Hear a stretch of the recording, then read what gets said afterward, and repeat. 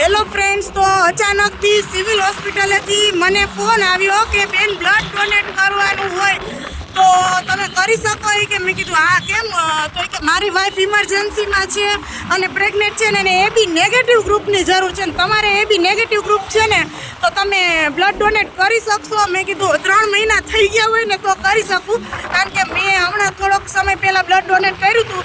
એના 3 મહિના થયા કે નહીં એ મને ખબર નથી.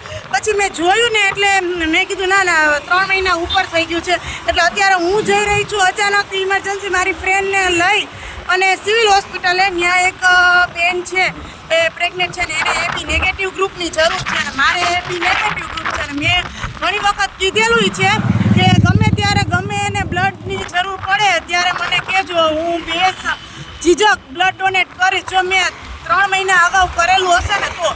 એટલે આ બેન ભાગ્યશાળી કે મારે 3 મહિના નહીં પણ 5 મહિના પહેલાં મેં બ્લડ ડોનેટ કર્યું હતું. એટલે અમે અત્યારે છે ને સિવિલ હોસ્પિટલે જઈએ છીએ. હવે ત્યાં શું પરિસ્થિતિ હોય એ પછી તમને આગળ જણાવું. સારું, ચાલો તો હું આવી ગઈ છું હોસ્પિટલે અને જે બેનને બ્લડ ડોનેટ કરવાનું છે એ બેન પણ મારી જોડે છે.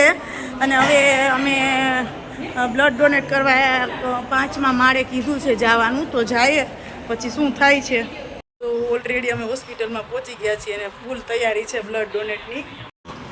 ખૂબ આનંદ થાય છે કે આજે ફરી એક વખત એક નહીં પણ 2 જીવને બચાવી રહી છું. કારણ કે એક પ્રેગ્નેન્ટ સ્ત્રીને આવી રીતના બ્લડ ડોનેટ કરીને મદદ કરવીને એ ખૂબ આનંદની વાત છે મારા માટે. અને હું બહુ ભાગ્યશાળી છું કે આ મારામાં આટલી તંદુરસ્તી છે અને હું આવી રીતના મારું બ્લડ ડોનેટ કરી શકું છું. તો મને બહુ ખુશી થાય છે. જો એક સાઈડ બ્લડ ડોનેટ થાય છે ને એક સાઈડ મારી ખુશીનો કોઈ પાર નથી કે હું કોઈને મદદ કરી રહી છું. ચાલો તો અમે બ્લડ ડોનેટ કરીને ઓલરેડી નીકળી ગયા છીએ, હોસ્પિટલમાં જ છીએ હજી. હમણાં પહોંચી જઈશું ઘરે. એટલે આજે એક સેવા કરી દીધી કે એક રક્તદાતા એક જીવનદાતા કહેવાય છે ને, એટલે ઓળખતા પણ નહોતા અને અચાનકથી ફોન આવ્યો કે બ્લડ ડોનેટ કરવા આવો.